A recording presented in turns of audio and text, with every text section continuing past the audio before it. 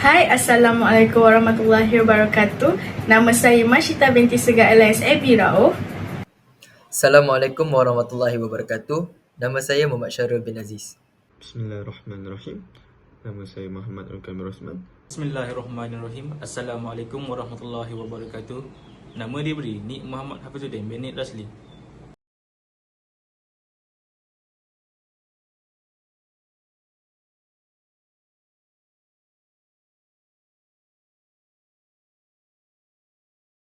Untuk pembentangan tugasannya pertama, saya akan membentangkan tentang isu video viral di sosial media yang memberikan impak positif kepada masyarakat. Video viral ini kami dapati daripada aplikasi TikTok, di mana video ini memaparkan sekumpulan remaja dari Indonesia membersihkan sampah di sungai secara sukarela. Mengapa video ini kami menganggap sebagai positif? Hal ini kerana golongan pemuda ini mempunyai peradaban dan etika. Hal ini terjadi mungkin disebabkan oleh didikan yang baik oleh ibu bapa mereka tentang pentingnya menjaga kebersihan, dan mungkin juga kerana pengaruh rakan sebaya yang membawa impak positif dalam diri mereka. Seterusnya, mereka membersihkan sungai ini dengan sukarela tanpa dipaksa maupun disuruh oleh mana-mana pihak bagi membantu mengurangkan risiko banjir di kawasan itu. Selain daripada itu, mereka ada nilai prihatin terhadap masyarakat mereka dari segi keselamatan dan prihatin terhadap alam sekitar. Jika kita dapat lihat, pada masa kini masih ramai lagi golongan manusia yang suka membuang sampah merata-rata seperti di jalanan, longkang maupun di sungai. Hal ini terjadi kerana mereka kurang kesedaran berkenaan dengan kebersihan dan kesan kepada alam sekitar. Selain itu, mereka juga mungkin kurang pendedahan tentang pentingnya menjaga kebersihan sekeliling daripada ibu bapa mereka sendiri. Untuk tugasan yang seterusnya, pengaruh Cina terhadap masyarakat Melayu. Hubungan Cina dan Melayu telah wujud sejak zaman dinasti Han, dan hubungan yang paling gemilang ialah antara Kesultanan Melaka dan dinasti Ming pada abad ke-15. Terdapat banyak pengaruh Cina terhadap masyarakat Melayu kita sehingga hari ini. Antaranya ialah pemberian ampau semasa hari raya. Untuk masyarakat kaum Cina, pemberian ampau ini hanya dilakukan daripada mereka yang telah berkahwin. Tetapi bagi masyarakat Melayu pula, pemberian ampau ini ataupun duit raya diberikan daripada mereka yang telah bekerja tanpa melihat status mereka sama ada telah berkahwin ataupun tidak. Pemberian ampau ini kebiasaannya diberikan pada golongan kanak-kanak kecil ataupun pada golongan-golongan remaja yang masih berstatus sebagai pelajar. Seterusnya ialah pesta mercun. Pesta mercun kebiasaannya dilakukan pada kaum Cina apabila tibanya Tahun Baru Cina. Mercun ini dibakar pada tengah malam bagi menandakan bermulanya Tahun Baru dan bagi menghalau puaka dan juga nasib malam. Tetapi bagi masyarakat Melayu pula, pesta mercun pada malam raya Aidilfitri adalah sekadar untuk keseronokan dan bersukaria. Seterusnya, dalam penggunaan bahasa seharian, seperti yang kita dapati, majoriti masyarakat Melayu di pantai timur menggunakan bahasa Cina untuk memesan minuman yang berais yang dikenali sebagai bin. Contohnya, makcik, Milo benso, tebeng do. Bin dalam bahasa Cina itu memberikan maksud ais ataupun air batu. Akhir sekali, pengaruh baba dan nyonya dari segi makanan yang utamanya. Kaum nyonya bermustaqim di Melaka dan Penang suatu ketika dahulu. Baba nyonya ini berasal dari kaum Cina dan Amoy, iaitu Xiameng dan Fukien. Contoh makanan yang menjadi pengaruh kepada masyarakat Melayu sehingga hari ini ialah ikan bakar dan air asam, bubur caca dan juga nasi kerabu yang menjadi makanan pilihan masyarakat Melayu pada hari ini. Untuk pembentangan slide seterusnya, saya serahkan kepada Ikhwan. Saya akan meneruskan pada menjawab 3 soalan berkaitan isu ini. Yang pertama ialah, apa itu masyarakat dan demografi? Masyarakat Masyarakat merupakan istilah yang digunakan untuk menerangkan komuniti manusia yang tinggal bersama-sama. Boleh juga dikatakan, masyarakat itu merupakan kelompok atau sekumpulan manusia yang hidup dan bersama hingga mereka dapat mengorientasikan dirinya dan berfikir secara rasional. Ciri-ciri masyarakat. Yang pertama ialah menduduki satu kawasan khas. Maksudnya, mereka tinggal dalam satu kawasan yang tidak terlalu besar, tapi macam suatu kawasan yang boleh diziarahi oleh seluruh masyarakat tersebut. Yang kedua ialah berinteraksi. Masyarakat merupakan manusia yang ada interaksi antara satu sama lain. Walaupun rumahnya tidak sebelah-sebelah, namun mereka kenal antara satu sama lain dalam satu golongan masyarakat tersebut. Yang ketiga ialah berkongsi aturan dan cara yang sama. Ini bermaksud mereka terima pendapat ataupun cara hidup walaupun berbeza-beza, supaya mereka tidak mahu ada perbalahan antara satu sama lain. Yang keempat ialah keanggotaan. Maksud keanggotaan di sini ialah mereka ada ahli dalam kuasa dan ada pemimpin dalam dan AJK dalam suatu kawasan tersebut, supaya mereka ini dapat memastikan pengurusan dalam suatu tempat itu berjalan dengan baik.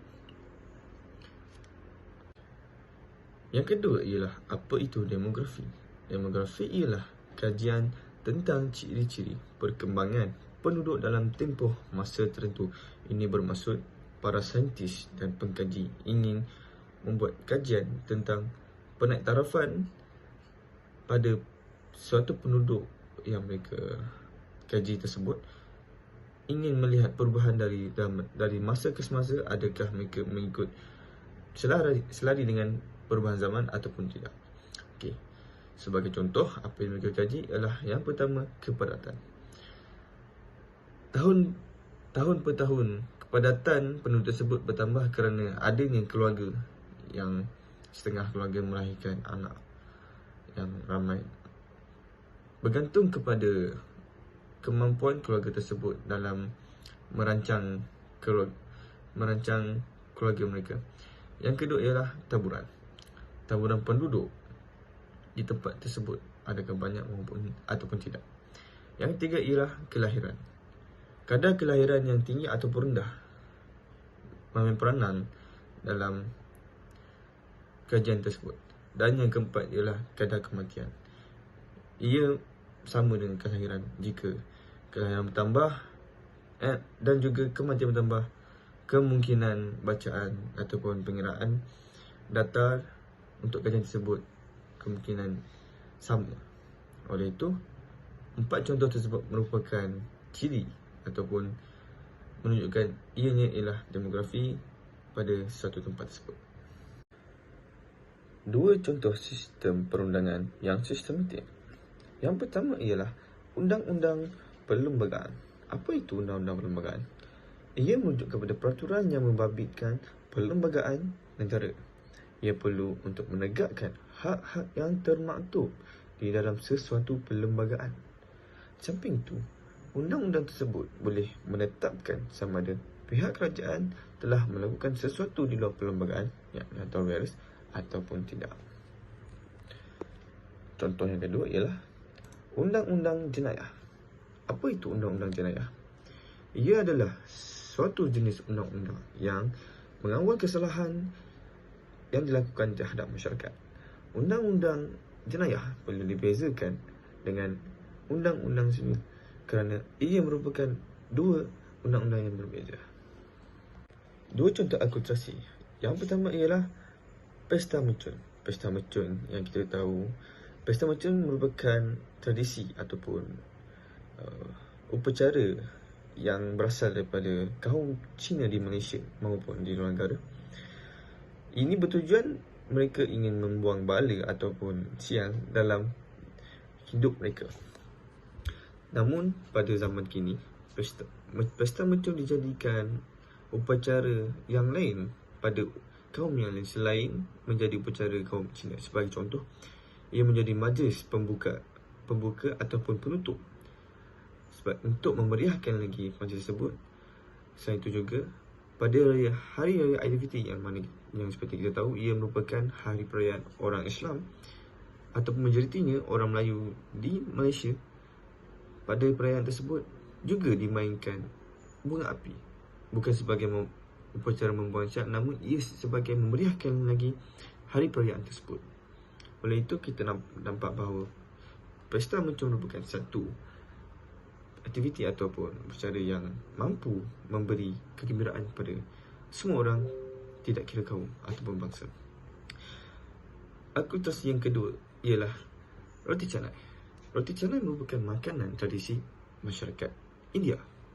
Namun ia telah menjadi satu antara makanan tempatan di Malaysia kerana ia dapat dimakan oleh setiap kaum dengan mudah dan sangat mudah didapati sebenarnya di kedai-kedai mamak di seluruh Malaysia.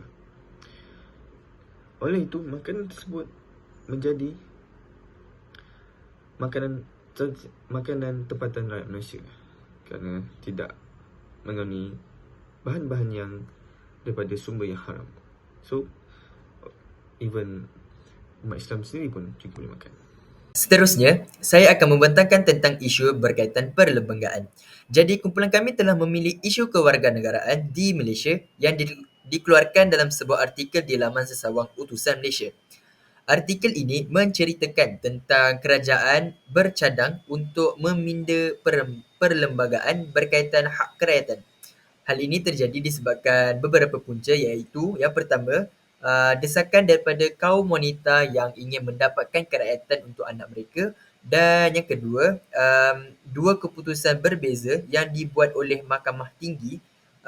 Ini bermaksud ibu-ibu warga negara Malaysia yang berkahwin dengan bapa bukan warga negara Malaysia dan melahirkan anak di luar negara, dan mereka ingin mendapatkan kerakyatan untuk anak mereka.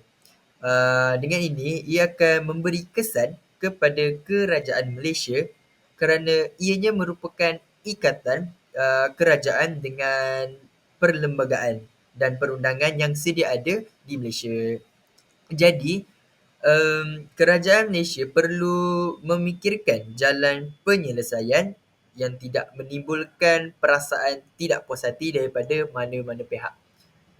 Hal ini tidak sepatutnya terjadi kerana kita sebagai rakyat Malaysia semestinya tahu akan perlembagaan yang dibuat dan patut dipatuh bagi mengelakkan perkara-perkara yang tidak diingini pada masa yang akan datang. Dan dengan ini juga kita juga dapat memudahkan kerja-kerja pihak lain. Okey. Pada pendapat kumpulan kami, kami tidak bersetuju dengan pindaan perlembagaan kerana ianya sesuatu yang lama ditetapkan dalam Malaysia ni. Perlembagaan tu sesuatu yang lama yang telah ditetapkan dalam Malaysia. Jadi pada mereka yang menimbulkan isu ini, mereka perlu sedar bahawa ini juga demi keselamatan rakyat dan juga negara kita Malaysia. Okey, sekiranya mereka mahu mendapatkan kerakyatan, mereka haruslah mengikuti undang-undang dan peraturan yang telah ditetapkan oleh negara kita, kerana jalan itu yang mereka pilih dengan mengahwini orang luar. Jadi pembentangan seterusnya saya serahkan kepada Masyita. Baiklah, saya akan membentangkan tugas saya seterusnya, iaitu berkenaan dengan komen-komen negatif yang terdapat di dalam media sosial. Kumpulan kami telah menjumpai satu komen negatif yang terdapat di aplikasi Twitter, yang mana komen-komen tersebut dilemparkan di ruangan hantaran seorang ahli politik Malaysia, iaitu Encik Ahmad Faizal Azumu, berikutan dengan kekalahan yang beliau alami di Tambun semasa pilihan raya yang lepas. Komen-komen tersebut sangatlah tidak bermoral, yang mana di antara komen tersebut dapat dilihat banyak yang menyindir, mengeji, mengutuk dan juga melemparkan kata-kata ejekan serta kesat kepada beliau. Baiklah, untuk makluman semua, perkara sebegini berlaku oleh kerana terdapat beberapa punca, antaranya kepelbagaian persepsi dan perbezaan pendapat antara masyarakat dan juga ahli politik tersebut. Seperti semua sedia maklum, perbezaan politik merupakan salah satu faktor berlakunya percanggahan dalam kalangan masyarakat di Malaysia. Hal ini kerana perbezaan pendapat dan juga persepsi mereka terhadap cadangan dan juga idea serta gerak kerja ahli tersebut tidak mendapat tempat di hati mereka. Seterusnya, mereka juga berniat untuk menjatuhkan atau mengaibkan ahli politik tersebut. Berdasarkan kefahaman dan juga pemerhatian saya, ada di antara mereka yang tidak puas hati dengan kepimpinan yang dibawa oleh Encik Ahmad Faizal Azumu semasa beliau menjadi Menteri Besar Perak. Jadi dengan itu, mereka melakukan inisiatif ini dengan melemparkan kata-kata negatif yang memburukkan serta menjatuhkan beliau sebagai tanda protes. Baiklah, kita teruskan lagi dengan impak terhadap komen-komen negatif. Untuk makluman semua, komen-komen yang negatif juga memberi impak yang sangat besar kepada dua-dua belah pihak, iaitu kepada mangsa dan juga kepada pelaku. Baiklah, bagi mangsa, komen tersebut akan mendorong kepada tekanan emosi, yang mana tekanan emosi ini akan memberi kesan yang sangat banyak kepada kehidupan mangsa tersebut. Antaranya, ia menjadi salah satu asbab kepada peningkatan kes bunuh diri. Hal ini kerana mangsa berasa sangat malu dan tertekan terhadap komen yang dilemparkan kepada beliau. Selain daripada itu, tekanan emosi juga akan menyebabkan mangsa tidak dapat mengatur kehidupan mereka supaya menjadi lebih teratur dan akan berlakunya kes pengabaian sekiranya si mangsa mempunyai keluarga. Baiklah, seterusnya merupakan impak komen-komen negatif terhadap si pelaku. Komen-komen negatif bukan saja meninggalkan impak kepada mangsa, malahan kepada pelaku juga. Baiklah, dalam konteks ini, kita boleh katakan pelaku akan dipandang serong oleh masyarakat kerana kata-kata kesat yang dilemparkan di media sosial tersebut akan ditafsirkan oleh semua pengguna mengikut persepsi mereka tersendiri. Apa yang dilakukan oleh pelaku menunjukkan bahawa diri mereka ini tidak bermoral. Baiklah, ini merupakan poster yang telah kami sediakan. Poster ini berkaitan dengan isu komen-komen negatif yang terdapat di dalam media sosial. Sinopsis bagi isu tersebut adalah di mana masyarakat menyerang ruangan komen hantaran seorang ahli politik Malaysia iaitu Ahmad Faizal Azumu dan juga merupakan bekas Menteri Besar Perak di aplikasi Twitter dengan komen-komen yang sangat negatif. Ahmad Faizal mengeluarkan kenyataan di ruangan Twitternya berkenaan dengan kekalahannya di Tambun semasa pilihan raya lepas dan beliau berterima kasih kepada mereka yang mengundi beliau. Namun, ruangan komen tersebut dibanjiri dengan ejekan, kata-kata kesat dan juga ada yang menjadikan beliau sebagai bahan jenaka. Bismillahirrahmanirrahim.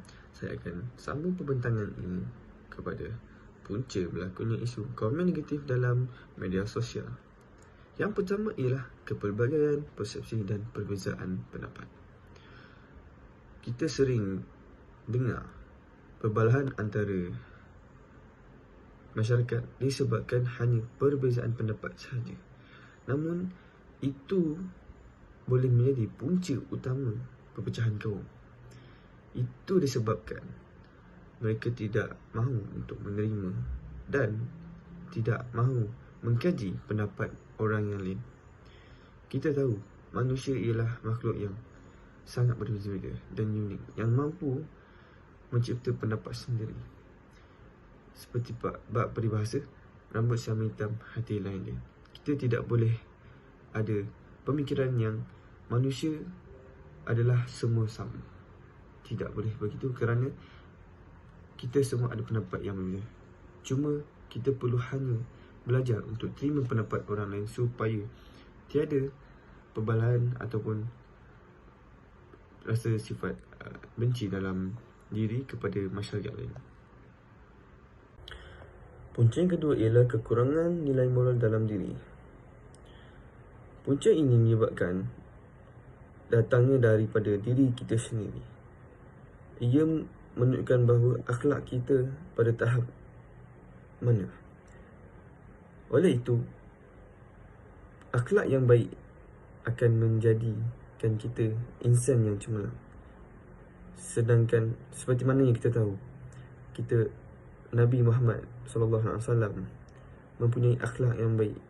Oleh itu, ramai bangsawan dan kafir Quraisy yang lain rasa tertarik pada baginda disebabkan akhlak baginda yang mulia itu. Kat sini kita dapat buktikan bahawa akhlak menjadi peranan utama apabila kita ingin melakukan sesuatu perkara. Tak ada akhlak yang baik, maka kita tak ada feedback yang baik daripada orang ataupun masyarakat luar. Yang ketiga ialah berniat untuk menjatuhkan atau mengaibkan orang Islam maupun orang bukan Islam yang lain.